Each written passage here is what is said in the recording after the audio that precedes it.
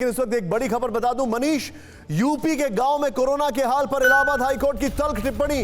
गांव और कस्बों में मेडिकल सर्विसेज राम भरोसे चल रही हैं। इलाहाबाद हाईकोर्ट ने कहा, हाईकोर्ट ने केंद्र और राज्य सरकार के स्वास्थ्य सचिव से कोरोना की रोकथाम और बेहतर इलाज पर मांगी रिपोर्ट। हाईकोर्ट ने गांव और कस्बों में टेस्टिंग बढ़ाने का दिया आदेश। मनीष, राम राज से राम भरोसे।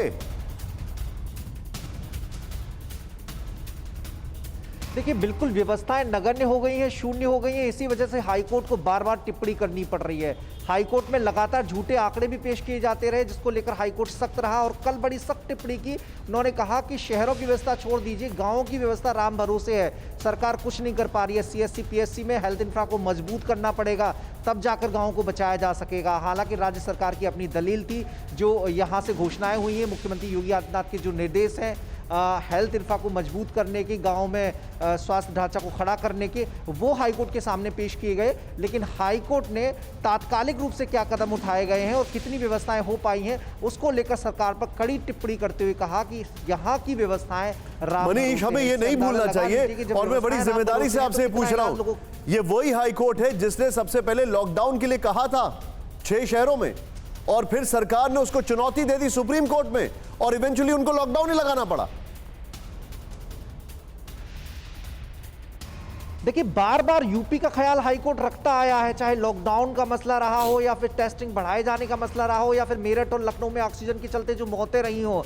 लगातार हाईकोर्ट ने जनहित याचिकाओं के जरिए सरकार पर शिकंजा कसा है, सरकार को निर्देश दिया है। एक कमेटी भी बनाई थी, जो सभी जिलों में एडीजी की अध्यक्षता में एक कमेटी बनाई गई थी, जो इनकी देखरेख करेगी। जो जरूरी इंफ्रा है, जो संसाधन है, उनको लेकर वो जिला प्रशासन उन्हें रिपोर्ट करेगा। तो लगातार अच्छा मनीष, आप मेरे साथ बने रहिए, मेरे को आज आपसे बहुत सारे सवाल पूछ रहे हैं। एक बार जरा अपने दर्शकों को कुछ दिखाना चाहूंगा मैं जरा, इलाहाबाद हाईकोर्ट ने क्या क्या सजेशन दिए, आइए देखते हैं और उसके बाद हमारे खास मेहमानों पर आऊंगा। जरा प्ले करें इसको, यहां पर ये बड़ा इंपॉर्टेंट है, इसको देखें समझे।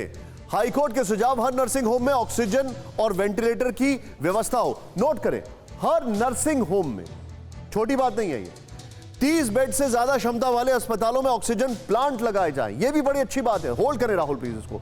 30 बेड से ज्यादा क्षमता वाले अस्पतालों में ऑक्सीजन प्लांट लगाए जाएं, क्योंकि ऑक्सीजन की कमी हो रही है, तो सीधे प्लांट लगाए जाएं। नेक्स्ट चेंज करें यहां पर इसको, हर जिले में 20 एम्बुलेंस और हर गांव में आईसीयू वाली 2 एम्बुलेंस हो। यह भी बात सही है, क्योंकि हर गांव में अगर 2 एम्बुलेंस होंगी आईसीयू वाली, तो वो ऑक्सीजन लेवल मेंटेन होता है। वो जो व्यक्ति है, कोई बुजुर्ग है, उसको ऑक्सीजन के अंदर कहीं ऐसा ना हो कि एम्बुलेंस के अंदर उसका इंतकाल हो जाए, उसके लिए पूरे संसाधन होने चाहिए। नेक्स्ट चेंज करें, बड़ी प्रैक्टिकल बात है, BHU Gorakhpur, Prayagraj, Agra, Meerut medical college और एसजीपीजीआई स्तर का बनाया जाए कॉलेजों को। ये देखें, अब ये लॉन्ग स्ट्रैटेजी है, ये प्रोलॉन्ग स्ट्रैटेजी है। नेक्स्ट चेंज करें यहां पर, वो बड़ा इंटरेस्टिंग है, सरकार खुद वैक्सीन बनवाए और दूसरी कंपनियों को वैक्सीन का फॉर्मूला दे, मतलब लाइसेंस दे। नेक्स्ट, बड़े औद्योगिक घराने धार्मिक गतिविधियों में खर्च होने वाले फंड को वैक्सीन खरीदने में लगाएं। बड़ी प्रैक्टिकल बात है। मैं सीधे यहां पर चलूंगा डॉक्टर सौमित्र के पास। डॉक्टर सौमित्र, उसके बाद एक और जानकारी है, वो भी मैं आपको बताऊंगा। Doctor Saumitra sir, oxygen plant, देखिए कोरोना नहीं जा रहा है, यह हम सबको पता है, नंबर 1। राहुल, मैं चाहूंगा ऊपर ब्रेकिंग दिखाएं सर। कोरोना कहीं नहीं जा रहा है, यह हम सबको पता है, लेकिन जो हम सबको जानने और समझने की जरूरत है कि अभी तो निकल गई जो चीज, आगे कैसे मैनेज करें। गांव को लेकर जो टिप्पणी है ये बड़ी इंटरेस्टिंग है। उन्होंने कहा ऑक्सीजन प्लांट लगाएं, आप राशि वैक्सीन खरीदने में लगाएं, वैक्सीन के अलग अलग लाइसेंसेस और लोगों को दें। आपको क्या लगता है, हम कितना जल्दी ये करने में सक्षम है? क्योंकि आपको तो ग्राउंड रियलिटी पता है, आप डॉक्टर हैं, नेशनल टास्क फोर्स के सदस्य हैं।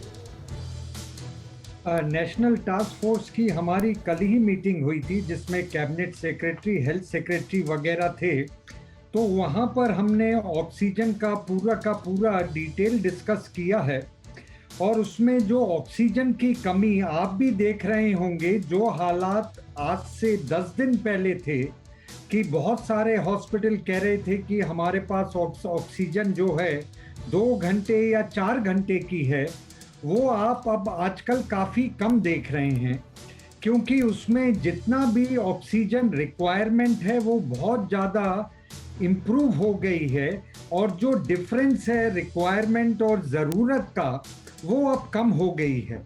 और हम लोग ये भी कर रहे हैं कि हर स्टेट के पास अराउंड 20% थोड़ा एक्स्ट्रा हो, जिसमें कि सडनली अगर केसेस बढ़ते हैं तो उसमें भी वो मतलब किल्लत की ज़रूरत ना पड़े, और जो ऑक्सीजन सिलेंडर हैं और जो ऑक्सीजन कॉन्सेंट्रेटर हैं। डॉक्टर साहब, मैं आपको और थोड़ा जैसे सा माफी आपने चाह रहा हूं, रोक रहा हूं। ऑक्सीजन अपने दर्शकों को एक चीज बता दूं, सिंगापुर से एक स्ट्रेन है जिसके चलते बहुत ज्यादा चिंता हो रही है दुनिया में, खासकर बच्चों को लेकर। यह खबर मैं आपको थोड़ी देर में दिखाने वाला हूं और आप, मैं चाहूंगा इसके लिए प्लीज अलर्ट पर रहें। प्लीज गो अहेड डॉक्टर साहब। हाँ जी, जैसे कि oxygen concentrator, oxygen cylinder and oxygen plant वाला जो आपने बात करी है, वो भी काफ़ी जल्दी जो प्लांट्स हम लोग डाल रहे हैं, और बहुत सारे जो ऑक्सीजन सिलेंडर, कॉन्सेंट्रेटर, ये सब इंपोर्ट भी हुए हैं। तो बिल्कुल वॉर फुटिंग पे काम चल रहा है। सर मुझे एक बात बताइए, एक next ऑक्सीजन, है, अगर मैं गलत नहीं हूं तो एक ऑक्सीजन प्लांट लगाने में कम से कम शायद 40 दिन लगते हैं, if I am not wrong. हाँ जी, 40 दिन लगते हैं। क्या हमारे पास उतना उसको टाइम हम है लोग सर? जल्दी भी कर रहे हैं। या हम उसको कैसे जल्दी कर सकते हैं? उसको कट डाउन करके कितना टाइम लग सकता है सर? उसको कट डाउन करके 2-3 वीक में भी लग सकता fantastic. है। Okay. और काफी सारी चीजें जो हैं कि ऑक्सीजन को ले जाने के लिए जो टैंकर्स वगैरह भी हैं, उसको भी इंपोर्ट कर रहे हैं। कुछ रूल्स एंड रेगुलेशन हैं, क्योंकि जो ऑक्सीजन का जो सप्लाई का था, वो rules and regulation, industrial rule and regulation. Sir please pardon me, मैं आपको थोड़ा सा रोकूंगा। फिक्र आपकी, सोमवार से शुक्रवार रात 9 बजे सिर्फ TV9 भारतवर्ष पर।